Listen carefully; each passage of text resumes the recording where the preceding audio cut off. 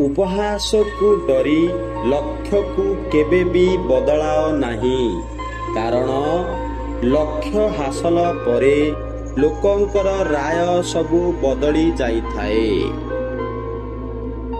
ଶିକ୍ଷକ ଆଉ ରାସ୍ତା ଦୁଇ ଜଣ ଏକା ପରି, ନିଜେ ଗୋଟିଏ ଜାଗାରେ ଥାଆନ୍ତି ଆଉ ଅନ୍ୟମାନଙ୍କୁ ସେମାନଙ୍କ ଲକ୍ଷ୍ୟସ୍ଥଳରେ ପହଞ୍ଚାଇ ଦିଅନ୍ତି।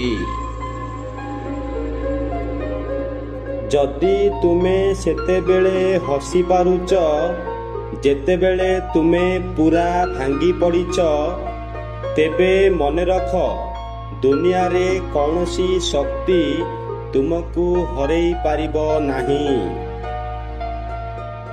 ଜୀବନ କାହା ପାଇଁ ସହଜ ନୁହେଁ। ଆପଣଙ୍କୁ ପ୍ରତ୍ୟେକ ଥର ପରୀକ୍ଷା ଦେବାକୁ ପଡ଼ିବ, ନଚେତ୍ ଆପଣ ସଭିଙ୍କ ପଛରେ ଏକୁଟିଆ ହୋଇଯିବେ।